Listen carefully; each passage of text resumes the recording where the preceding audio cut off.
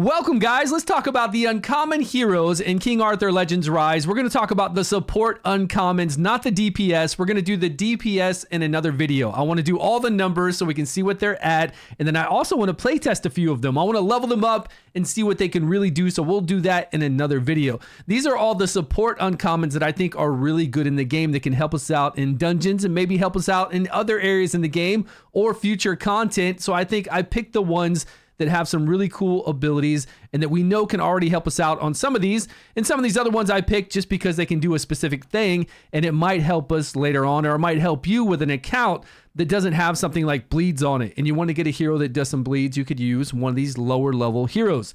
You don't have to take any of these heroes to 6-star either. They will all work really well at 4-star in the beginning. And then if they do work really well for you, even for in-game content, you can just leave them at 5-star and they will do what they're going to do. These are support guys. We're not trying to get damage out of them. We're just trying to get them to help out our team and maybe do heal block to heal block the bear when he does those huge heals to help us win. And a lot of these do. There's some pretty good ones. I'm going to start off with Hector. This is Hector's windshield, which we can get in arena, and it's pretty massive. If you skill this out, he's going to have a 35% HP shield on all allies, based off of each of their max HP. But if we have him on a team with a whole bunch of bruisers, with a whole bunch of people like, say, Lancelot, who does damage based off of his max HP, we've got some support healers in there that we have max HP on them because they're doing healing based off of their HP. It could be pretty wild. 35% HP shield for 3 vigor for like 4 turns compared to something like Guinevere. Look how powerful Guinevere is in the game. And then look at her shield. She's only doing 10% of her max HP to all allies. That's really cool because she has high HP. We give her just as much HP as possible. She does a 10% HP shield on everybody based off of her max HP. So even the DPS guys who don't have a lot of max HP get a really nice HP shield. She only does 5% to herself. So knowing that there's 10% and 5% here, could you imagine Hector with the 3 vigor cost, just like we saw with Guinevere, her 3 vigor cost, 35% HP shields. This would be crazy. I want to try it out. I'm excited because I have Lancelot in his frost set, his frost weapon, which I think is really strong and I love playing him. And then I bring in a couple other ones that do really well with high HP, do some crazy damage, and just have this guy shield us up. I just can't see where that would go wrong. This seems really powerful on the right team. The number 3 guy, Tregver, and a few other ones on the list can do Mark. Mark is a debuff that you put up on the enemy that does 10% less defense and 10% less evasion. But if we put this debuff up on the very first equipment dungeon, this dragon, he'll no longer get buffs and he will also put block buffs on himself. The Mark debuff is very, very important on that dragon, although I don't think it's even worth really farming that first dungeon. We can go farm hell stages, hard stages, and hell stages and get some really good equipment. And farming that dungeon, I don't know. We'll see. The gear in there isn't the greatest. I'd rather farm the second dragon, and the second dragon doesn't have the same ability to take this debuff. I don't believe. I looked through all of his skills and I didn't see that. But since the dragon back in beta was so important, they have multiple heroes in here that do Mark. And Tregver does Mark Explosion. So the more marks you have up on the enemy, you do Mark Explosion, it's going to do a lot of damage. But there are also multiple heroes that you're going to see on this list who do Mark. And their primary goal is just to take them into that first dragon dungeon, get that debuff up, stop the dragon from getting buffs, and that's it. It's much easier to beat him then. Much easier. Like, it's mandatory to have this to fight that dragon. It's really cool for him, though, because he's got effect accuracy increase for that exact dungeon. 15% increase for your effect accuracy. Effect accuracy is to apply debuffs. Accuracy is versus evasion, to actually land a hit. So just keep that in mind when you're looking at these buffs and debuffs, or accuracy and effect accuracy. Jan down here does decrease defense expert. No leader skill, but if you need decreased defense, I don't know where we currently need that. We used to have it on the Frost Bear, so the Frost Bear also wouldn't get all these buffs up on him. I don't think I've seen that passive anymore on him. If he does need to, then we've got decreased defense here. This guy just applies a lot of decreased defense and they stack up.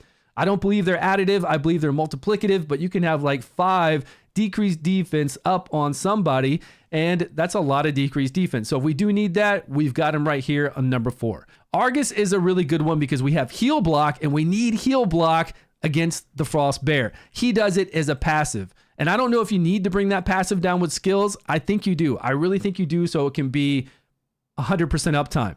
But I don't know. With the bear doesn't go to sleep all the time. It's only when the bear wakes up from the sleep that we need to block that heal at that one exact moment. So if this guy, without books into him, can keep up a heal block for enough turns, since we don't have control over his passive, if the passive lines up with when the bear sleeps, then we wouldn't need to put additional skills into that passive. But I think we're going to have to. Either way, he does a heal block, which is amazing for an uncommon. And also, for 1 vigor, he'll put pierce rate on our whole entire team, which is a 40% pierce rate. That means we go through defense. I haven't read that anywhere, but in most games, piercing means that you pierce through defense and do more damage. And at a 40% rate, probably to ignore like all of his increased defense that the bear does, you can tell this guy is made to go up against the Frost Bear. So Argus is very good for this. I would take him up to 4-star, even in higher bear dungeons, and just have him survive. He's not going to do any damage. We're just going to have him do a second ability, and that's it. You're just in there to block the heal passively and to get this pierce up for your whole entire team, and I think he's going to work out amazingly. I'm leveling mine up. I'm going to try him out because right now I've been using Alkalon, and I'd like to use this guy. If I can get 100% uptime, and if I can also get this pierce, I think it's going to help my team out. Killian has a passive to where he can put a dot on somebody. Damage over time with a passive at a 70% chance to apply. He gets this buff on himself. I can't remember the name of it, like a curse something. And then for 4 turns, he'll apply a dot on somebody whenever he's attacked at a 70% chance. But it goes on cooldown for 6 turns. So you've got it up 4 turns every 6 turns. I don't know if it's the coolest thing in the world. It is pretty sweet if somebody's attacking you quickly. Like if they're just coming in and attacking you and attacking you and attacking you, then he's got a 70% chance to keep applying dots on people. Like if the arms are hitting you and the main guy is hitting you, he's got a chance to put the dots on there. So I think somewhere it's going to be pretty cool. And if you don't have somebody that applies dots, this is a pretty sweet option. And then he's got effect, accuracy, and hero advancement dungeon, which is Gorgos, and then another one in Sanctuary. So you could put him, I mean, if he's got effect accuracy for Gorgos, we could put him in there instead of somebody like Anguish and try to get some dots up. I don't know. It'd be fun to try out. Bulk is kind of similar, except Bulk has to apply the bleeds himself. He's got a really low percentage, like 30% chance to apply bleeds on his basic ability. And then he's got a passive every 2 or 3 turns to also try to apply a bleed at like 30%. So he'll try to apply it on his basic every single time, and then he'll have this passive that will trigger every 2 or 3 turns to also try to apply another bleed. So it could be interesting. I think I'd rather try Killian because I like the idea of just him being hit, not him having to hit anybody, but just him being hit, and then he's got a chance to apply that. Jack down here has a passive where he'll remove abnormal status effects, and I thought that was the coolest thing in the world. An uncommon that has a passive that if anybody on my team gets abnormal status effect, that he will remove it. Unfortunately, here he is right here leveled up. I'm using him on the Frost Bear, and when I look at abnormal status effect, it doesn't have freeze because he wasn't working. He wasn't removing it, and I'm like, come on. Abnormal status effect in this game, as you can see, is a stun, a polymorph, a sleep, a fear, oblivion, confusion, taunt, temptation, blind, it's supposed to say, silence. They're things that basically make you lose control of your hero, which obviously is a freeze. So I put this over on the main Discord as a bug. If you want to guys go over there and give a thumbs up or talk about it, you can talk about it in the thread. Freeze should be here. He should be removing it. If you know of a way to remove freeze from this bear, if it's like working with debuffs, let me know then, and then maybe we won't complain about it. Maybe we'll just keep it as being removed by debuffs, or is there no way to remove freeze right now from this bear, which would be really crazy because he does, once you take him under 50% HP, he does this AoE freeze, and if he freezes your guys, so you don't have a chance to come in there and put up that heal block on.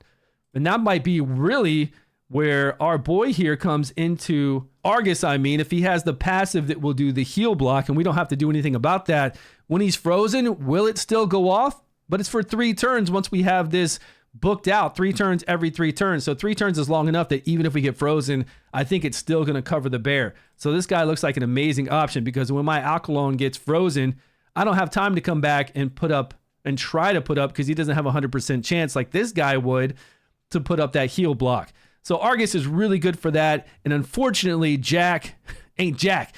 Jack, you know, is what he is, because he is not removing the freeze. So I'm really disappointed about that. Of course, he would remove the stun though from Gorgos whenever you're stunned. So you might be able to work him in on a team there.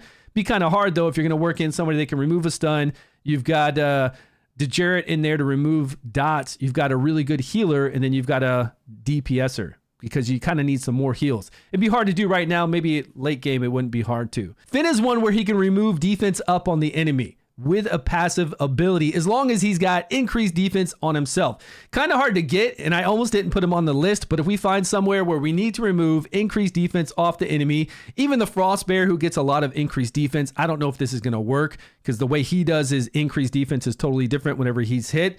But this is pretty interesting, and if we do come up against somebody that has a lot of increased defense and we want to remove it, we'd have to bring in probably somebody else with us to give Finn increased defense so that he can always do this on his basic ability. He does actually put increased defense on himself, but then you're not doing his basic ability, and he does it unless you got him skilled out.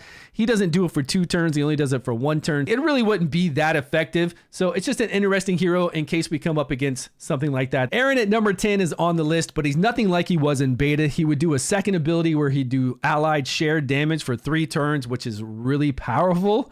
He doesn't have that ability anymore, but he does have a passive still that he can counterattack when an ally is hit, and his basic ability hits 2 times. And then he has a second ability that hits 3 times. This is really good on the Boar boss. The Boar boss starts out with shields. He's got huge shields. It doesn't even tell you like the number of hits you have to do, but when you're fighting him in your guild raids, if you fought him lately, I've done like 10 hits or more to him, and it took that many hits to take down the shield. It's not about the amount of damage you do to the Boar shield. It's about the number of hits you do to it. So what I do is I have somebody like Kay who hits 5 times on her basic ability. I have her with attack speed on, so she goes first above my DPS. So I've got her coming in with 5 hits. I've got other people coming in with more hits in front of my DPS. I make sure that my DPS is slower. And then after the shield is down, I have my DPS run in and do damage. So he's just a guy that can counterattack sometimes when people are hit, which will, take down the shield a little bit, hits on the shield. And then he can do 3 hits on a second ability. Nothing amazing. Honestly, that's not really that amazing, but it's just an idea to have on your team, just in case you want to try it out. Pilgraph here is another marked hero. Just does marks for that first dragon dungeon. The very first one, nothing else. The Jared, if you haven't seen the video on him and how to use him for a second ability to remove dots in Gorgos, go watch it. He is 100% built for Gorgos, and he will help you get through that dungeon. I mean, that's what he's there for. Honestly, he's there just to use his second ability over and over. Hopefully you have his frost weapon or his fire weapon to use so you don't take as much damage with that wind. I don't think he'll survive with wind, and you just keep coming in there with him and you lower his passives if you can, and you'll be good to go. But just go watch the video on Gorgos with him and you'll know all about it. Let's talk about Lepa Luddy. He does a decreased damage taken of 40% buff to the team. I actually put skill books into him to make sure this could be a 2-turn, and I started applying it over and over. And you could see multiple decreased 40% damage to the team on my whole entire team. Now, I know it's not additive and it doesn't go to 80% less damage. Even if it's multiplicative, it's still a crazy amount of damage that we're going to be reducing. We would notice like a 50 or a 60% decrease in damage. I didn't notice any decrease in damage, so I need to play test this guy more. If you don't know who I'm talking about, go check out this guy. And I've done it. I've done it to where multiple stacks of this up. And it says 40% damage, less damage taken. I'm going to do testing on this, and I'm going to get a video out just on this and just on him, because if it's not working, they need to know about it. And if it is working, then we need to know about it, because reducing damage by 40% is huge. And I leveled him up right away, and I believed in this guy. I thought he was going to do really good in Gorgos, maybe some other areas, but he really let me down, and I wasn't noticing a difference. So more testing needs to be done on him, but that just sounds crazy, right? Insane. But Born, this is a shark. This shark is amazing. And now that everything costs less to do, like all the abilities for these guys, it's like 1 vigor and 3 vigor to do their moves. Before it was 3 vigor, 5 vigor, the same as a legendary hero. This guy was actually phenomenal. Now that his abilities are so much lower to do, I want to try this guy out. Not just for, he could also be a healer now that everything's so cheap. We need to try him. He does do marks for dragon, but he might be good other places as well. So it's really interesting what he can do, and he was really fun to play before. I'm going to level him up and try him out for the dragon and for other areas in the game, because leveling up heroes right now to like 40 for me is super easy. I'll level them up and try them out. I do want to try him. Beborn, is that what he's called? It's a funny name. Those are all the uncommon support guys that I saw were good. Let me know if you know of any other uncommon ones. We're going to do a dedicated video on this little girl right here. Don't worry. I've got her on my main account. I've got her leveled up. We'll do a video on her just by herself so we can actually show what she's going to do. So don't worry about mentioning her. Any of these other guys that you're using and you think they're amazing, please let us know down below. And again, we'll do a video on the DPS ones, and we'll talk about the DPS ones. We'll do all the numbers for their single target and their AoE, and we'll see what the best uncommon DPS out there is. I appreciate all your love and support. Thanks so much for watching. I will see you guys all in a video soon.